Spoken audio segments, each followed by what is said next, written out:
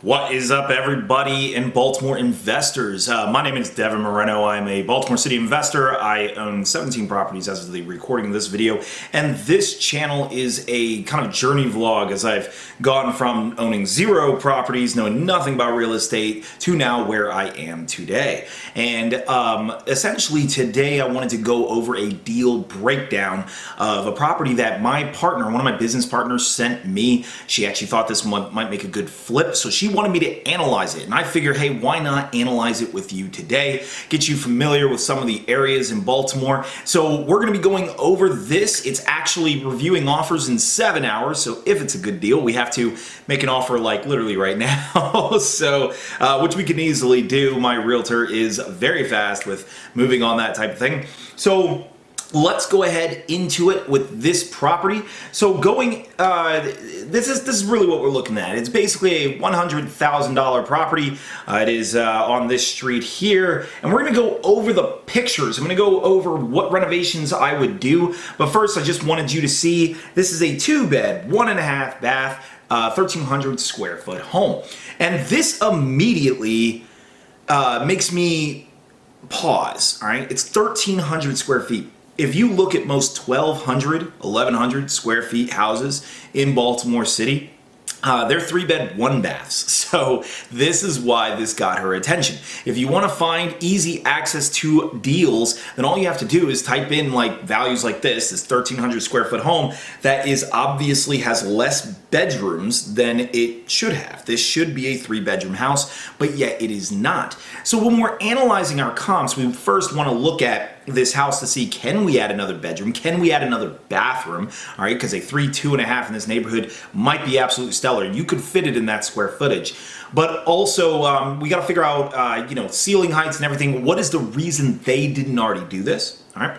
And then we're going to look in our IV, see what it would be valued at. So let's go ahead into this Baltimore house. Now, here I got Baltimore City. This house, the one that we were just looking at, is over here on the east side of the city in this Highlandtown area. So for those of you who do not know, a lot of this near the harbor, a lot of this near the water on this side, not this east side, but on this side is actually very highly valued. We're talking about Fells Point, Little Italy, Harbor East, Butchers Hill, Canton, all of this very highly valued. So you're going to be able to do a lot of clean flips here. There's a lot of interest in this neighborhood. Now, this property is actually in Highlandtown, which I actually do think is probably beyond on its way to be up and coming. I mean, this is definitely moving. Obviously, as these houses get more expensive, people start to gravitate toward these to be close to here. So what we want to note, though, is the boundaries in Baltimore, because if you were only a couple blocks over in Baltimore, you might as well be miles away when it comes to your comps. So you really need to know where you're shopping around. I would say everything east of South Highland Avenue starts to, the values start going down a little bit, except until you get to this Bayview area. I love the Bayview area. I own properties there. And so I would say, though, in this pocket, the values do tend to drop somewhat. Once again, it's kind of up and coming, but also north of East Baltimore Street, and especially north of Route 40, that's when the values really start to plummet, and you can kind of actually see it in even a quick glance. So we're going to go ahead and look at where this property is. It's actually this one right here. So we are east of South Highland Avenue, so we probably want to be a little bit more conservative with our ARVs. Let's go ahead and look at what this property might be worth. So I'm going to go into sold metrics, max last 6 months, mostly because, anything beyond that, the appraisers probably won't even look at unless they absolutely have to. We want to look at a minimum of 3-bed. We don't want to look at any more than that. And also, let's look at 1.5 baths. We may actually increase that to 2, but right now let's just see what we can get away with 1. And then let's get this square footage modified. We already saw what it was. I'd say we could probably, we're gonna make it a little bit wider than I normally would like to. Anything in this range, let's go ahead and see what we're looking at. So with the comps in this neighborhood, obviously, like I said, this is a major dividing line, so just be aware of that. That's South Highland Avenue, but we got a lot of properties in those higher ARVs. Okay, so this one, I can't see it It's 1400, so let's find ones we can see. And by the way, I'm using Redfin since that is what most people will have access to. So obviously a realtor will be able to pull up more accurate comps on the MLS. All right, but this is just an easy tool. Yes, you can use other tools you can pay for and they will find you comps, but we're not going to use those. So this is a 3.5 bath. We don't really want to compare ourselves to this, but what's important about this, beyond just simply the renovation style, is the fact that it's a 1,046 square foot house, and they managed to squeeze 3.5 in here. So there is obviously a lot of potential for value. This is a very nice renovation. So you obviously are going to be below this, 275. Now we have another one here. Here we have a 2.5. So let's go ahead and look at this. All right, so beautiful renovation. And if you guys can't see it, this is pretty much what it looks like. All right, we're just flipping through this very fast, but we can see vinyl flooring. The walls are neutral. There's recessed lighting everywhere, exposed brick. The stairs have been redone and you know, in the floating staircase design, sure, but more importantly, it's all clean, it's new, it's modern. Same with the kitchen cabinets. Everything is new. Stainless steel appliances. This is our metric. Also note ductwork. All right, we see ductwork here in the ceilings. That is our metric. We need to now install central AC. So when we look at our house, we can't be below this. Otherwise, this is not really a true comp. All right, so we have vinyl floors everywhere, updated bathrooms. Everything is nice. This sold for about $250, $240. So we keep looking at it. And this is another one. Now this is actually literally the right next door, so someone clearly flipped two houses at the same time because it's exactly the same design. You can tell just by looking at the front. So you might be tempted to go out to this west area and find these higher end ones, and this is what's really going to start attracting people. And once again, another 3.3 but 1,300 square feet. All right, and you look at it, it's pretty easy to do. All right, this is not exactly a hard renovation to do. New cabinets, but they got the same thing. Vinyl flooring, all of that. Everything's pretty much just updated. So, washer and dryer, also important note. Carport, an important note. It looks like they have a deck. So you might be really tempted to go out toward that, but just remember that the way you can find these dividing lines is when you find these major intersections that kind of don't stop. Notice that Lombard Street stops on Highland Avenue. Notice if they cross between it, Highland Avenue doesn't stop. A lot of these major roads will be dividing lines, especially when they're double lane. All right, so you notice Pratt Street here, it doesn't really have a double, like a double as in 2 lanes on either side of the highway. So just keep in mind that these higher end comps are going to be a little bit trickier for you. This is a 3.2. All right, so okay, so then what is the ARV? What are we actually looking at here? We're looking at, honestly, I'm going to go with 250. So yes, we have higher end comps over there. We have comps over here, but we are being shown 220 values. Like this house here is kind of worries me, but it is less square footage. I'm gonna go with 250. I'm gonna say maybe 240, probably if I lean it downward. So, and I'm doing this really quick. Like I said, if you want the most accurate comps, absolutely make sure to get a realtor. All right, but we're gonna go with a 240 valuation. So what we want to do is see, okay, could we flip this for $240,000? All right, now obviously I would generally show a lot more details on how I arrived at that ARV, but for the sake of this speed, let's go ahead and keep going forward. So let's look at our house. What exactly are we looking at?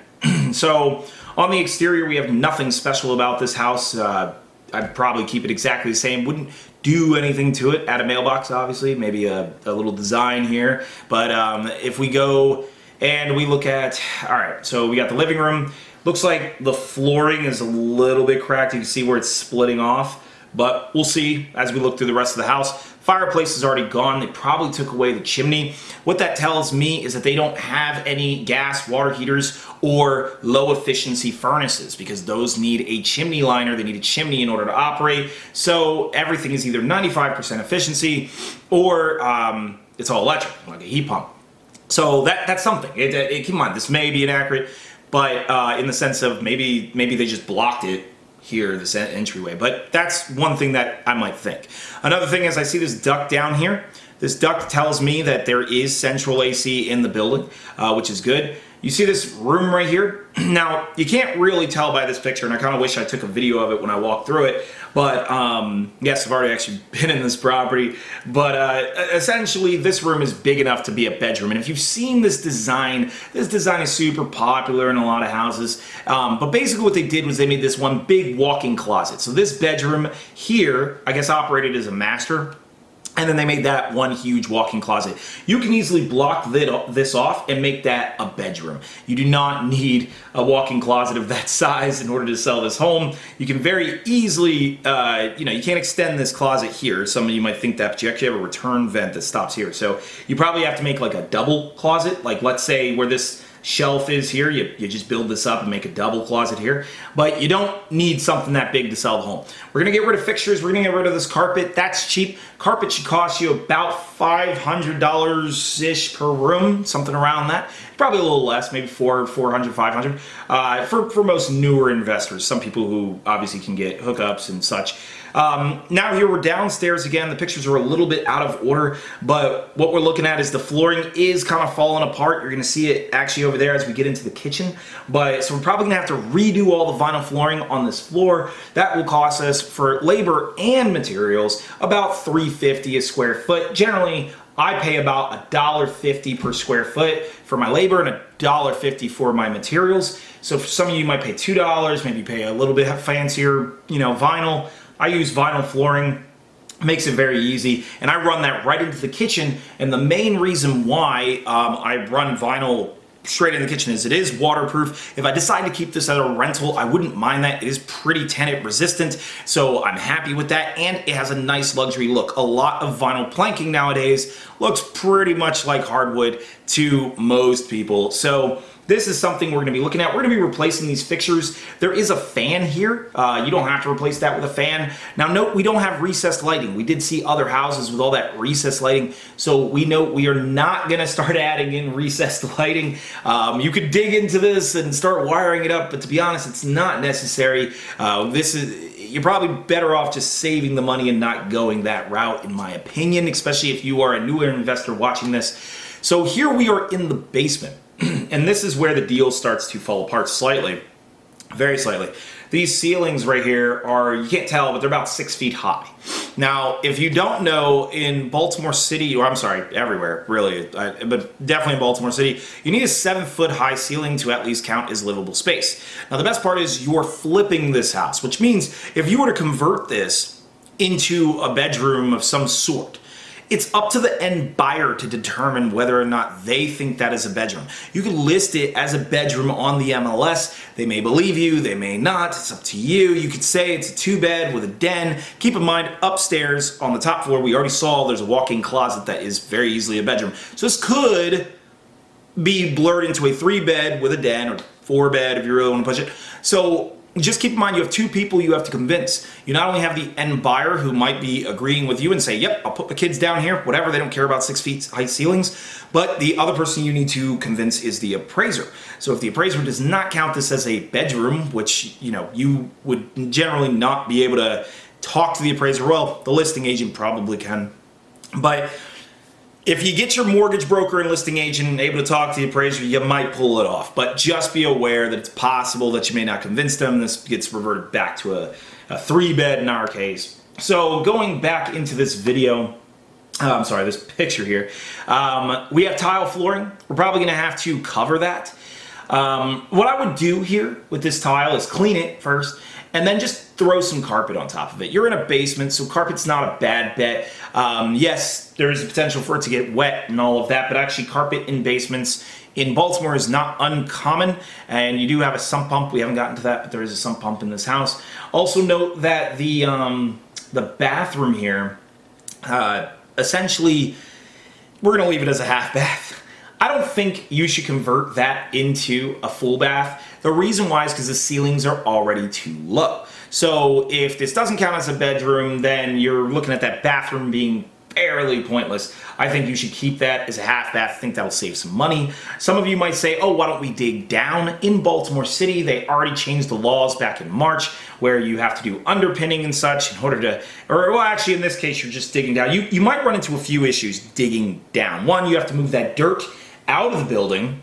And you're going to need permits in order to pull this off. They may reject it if your footers and all that for the foundation, you may have to replace those. It's possible you could dig down, but you may run into issues with permits. You may run into issues getting all that dirt out of there. And so you may have to get it all permitted, and that could complicate the job. Those are the things I would just watch out for. Sorry about, forget the underpinning comment. The underpinning comment is only necessary if you're building up. So if you were adding a floor, so for those of you who are very ambitious, yes, you could probably try to dig down, but I think I personally would leave it alone and just throw carpet on it. So we're going into the bathroom. This is actually, looks really disgusting, but it's actually an easy fix. This is simple. Throw those 2 things away, 3 things, mirror away, throw all of it away, whatever, and just repaint the place. Not a problem. The tile can be salvaged, honestly, if you really wanted to, but I wouldn't. I would just replace that. It's not a big bathroom. So here we have another bedroom. Note that the light seems off-center. Not really sure why. We'll probably move that over to center. And then we have this little bump-up addition with the hardwood, I guess. Probably, actually, as crazy as it sounds, I might leave that alone. I might just recarpet this and just leave that there. I don't know what they're trying to hide here, what they went over, or I'm not really sure what is underneath that, but I don't think I'm gonna really give it the attempt to actually level it. So here we got another bedroom. No, this is actually the master. This is the same master bedroom we saw earlier with a big walk-in closet, but just from a different angle. And then we are looking at, this is actually the other side. These pictures are all out of order. This is the other side. We're actually standing on that little bump up elevated thing. Simple, it's got a closet, perfect. So here we're looking at the kitchen. And in the kitchen, we're obviously replacing this flooring. We're just gonna do vinyl throughout the entire thing, make it one clean, smooth look. So the question is, do you keep the cabinets? Now, on this side, it would be super tempting to not replace the cabinets on this side and just simply keep the cabinets on this side. The problem with that, you'll notice, is the fridge. The fridge, they clearly stuck to fit here. I'm gonna try to avoid doing electrical work. I can't actually tell from this image, but it looks like the outlets are, they're fine, they're modern. It looks like they're all grounded outlets. So essentially, I'm thinking we're gonna try to replace these cabinets. I know that might sound shocking. You could paint these cabinets and totally get away with it. I think if you're going to sell for max ARV, you're gonna look at the comps that we looked through and you're gonna see, hey look, we probably shouldn't go cheap on this. You probably should at least make the kitchen just as relevant. So let's count the cabinets here. Remember, we don't have to replace all these cabinets. Let's say we rip these down. What I would do is only replace these base cabinets and then put the fridge back. So now we're looking at a much cheaper cost. You don't need these uppers, so boom, easy to go there. Then we're gonna actually rip up the ceiling and probably make it smooth drywall. But let's count the cabinets here. We're looking at, it looks like 4 cabinets, but to be honest, it's more likely 2. This is all one big 36-inch cabinet. This is all one big 36-inch cabinet. You can do the same thing and you're pretty much good to go. So that's gonna be probably $250 a piece. Then you have to, of course, install them. And then here we probably would leave a very similar design. You might be tempted to keep this wall oven. Me personally, I actually would get rid of it.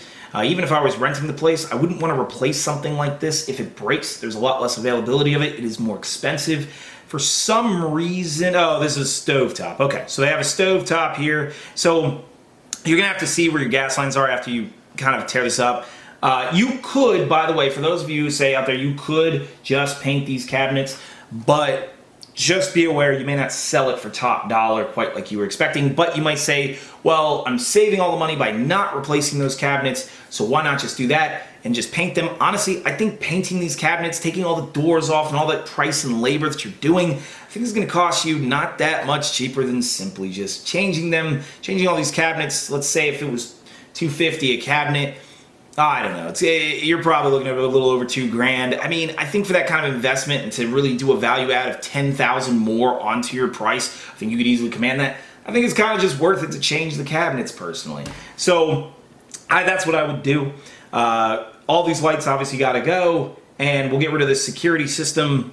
And I'm thinking we are pretty good to go on this one. So that's pretty much all I would do there. And then you have this outside, you can see the air conditioning unit. Great, we don't have to do anything with that, so we probably would replace it. It's gonna cost you about $2,000 to replace that. If that's that old, then the furnace is probably gonna be just as old. The water heater is probably gonna be just as old. It's gonna be about $1,000 for your water heater. I get them for $850, but $1,000, let's just say.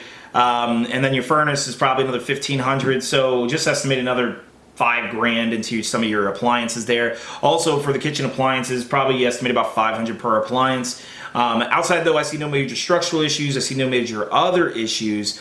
It actually kind of looks like this house is using the support beam of this house because that span distance probably, it probably can handle it that distance. So basically we're going through, the thing that you're not seeing here is there is a parking pad. If I were to turn around, like in this picture, you're gonna see a parking pad, so that's great. So we do have parking. Obviously, they don't show it here. So this is looking pretty solid overall, $100,000. So let's go into my deal calculator, and which, by the way, with this deal calculator, if you do want a copy of it, just email me. My email is in the description below, and I will send it to you. I do update this pretty frequently, and every time I update it, I'll let you know. I'm on version 7 as the recording this video, so if you notice your version is lower than that, then just let me know, email me, and I'll send you the newest one for free. And essentially, let's get into it with this calculator. I'm going to show you how to use it. So you're going to see all these numbers. You don't got to look at all this, all right? We're just going to go ahead and zoom this thing in to make this a little bit less intimidating. All right, we'll zoom this thing in. Actually, let's go 200%. And let's go on this side, because you really only fill out this left-hand side. Note, we're on the flips spreadsheet. There are 2 other spreadsheets we could have went to, but we're thinking about flipping this house. So let's go into total estimated renovation cost. I'm going to guess $40,000 based on everything that we said. You can do this for cheaper, but you always want to overestimate. I usually tack on $10,000 to whatever it is I was initially thinking. Oh, this is actually $100,000. So in the case of our example here, so $100,000 purchase price, final sale amount. We were thinking $240,000. We can even go, yeah, let's say $240,000. Let's say that's what we're trying to do. Tax assessed value is actually going to be closer to $100,000. Why is that? When you buy the house, the tax assessor can reassess it at the value you just purchased it at. So that's what it's going to be. Doesn't matter anyway. We're going to flip this home really fast. Holding time, let's say 6 months. Realistically, this is not going to take long to renovate. It'd take me about a month or less, honestly, but let's say a month. So let's say 6 months because you have to sell it, you have to close on it, you have to go through the, all the walkthroughs and the what do you call it, the inspections. So estimated cost for, acquisition, let's just say $6,000. I mean, generally it's a percentage of the deal and all that, but we'll just say $6,000. It's going to be ish about that. And generally $6,000 is a pretty safe number on most of your houses unless you're doing like a wholesale deal where you got to pay the seller costs and all of that. So we're looking at the short-term financing. I'm looking at, if I want to fund the entire thing, let's just say, and keep in mind, most hard money lenders aren't going to let you do the entire thing wrapped up in a loan, but it'd be $100,000 plus plus $40,000. So let's do $140,000. Let's say you raise some private money on the side. I actually don't pay points, but I don't know. Some of you guys will probably pay points, so we'll say 2 points, 12%. I think that's about average for most loans. I mean, as you get better and better, you get them cheaper, but we're going to go with that. Agent commission. My agent gives a 1% commit. Actually, not even 1%. Actually, so for any of you who are interested, I do have a real estate agent who just flat fee of $3,000 to sell properties. However, she does prefer to work with experienced investors. So if you're not an experienced investor and you do want a realtor, she generally won't walk you out to the property or anything like that. She won't help you analyze them, but she is fantastic for selling them. So if you are looking for a realtor for just transactional sales, like I said, she's not going to do a lot of the work. Like, she'll do all the transaction, but she's not going to like walk you through the property and try to convince you to buy it or anything like that. But just let me know in the description below or comment below and I'll put her number in there. So I estimated 1%, but I'm going to throw 3%. Actually, let's do 2.5. I think nowadays we're looking at more of a 2.5 commission. So let's look at that again, 2.5, because normally the listing agent decides it. Something about that. Seller subsidy, we're going to keep it at 2% because probably they'll ask. These are state recordation taxes. It's basically $500. No, I'm sorry, $5 per $500. City transfer taxes at 1.5%. We already know that. Staging, I'm going to go ahead and include it because I do want to stage this house. It's small enough where I think staging will actually really be worth it. So we go into it. This middle section here is just showing, is all our math correct? And it's just showing, you know, what you should expect here. And then you have this final section, and we somehow have a gross profit of $2 million. Hold on one second. There we go. Some of you probably caught that on screen and were like, wait a minute, that's not going to come out correct. So, and then there you go. So $61,000 in gross cut profits, $37,000 in net. So I think that's a good deal. And I already actually put an offer in on it. So you got about 7 hours if you want to put an offer on it. But of course, I'm going to have to edit and post this video, so most likely it'll be gone. But you can go ahead and look out for it and see if I got it in a future video. But this is an MLS property, by the way. Okay, so note, a lot of you out there think you can't get a good deal on the MLS. You can. This is an example of a good deal on the MLS. Now, most likely this will sell for a little bit more than 100,000. People are going to be bidding on this one. It's probably going to, you know, bump it up a little bit. I probably wouldn't go any higher than, you know, I don't know, probably 120 at best. Most of the time, I expect no less than 40,000 on my flip. That's gross. That's gross number. If you're doing any less than that, you're going to wonder, was this really worth it? But this is just an example of a good deal on the MLS that you can find. So if you have any questions about this video, let me know. I'm going to be doing more deal breakdowns where I go into other things and other stuff you should look at. So if you like what you see here, comment below, let me know, and I will talk to you all very soon.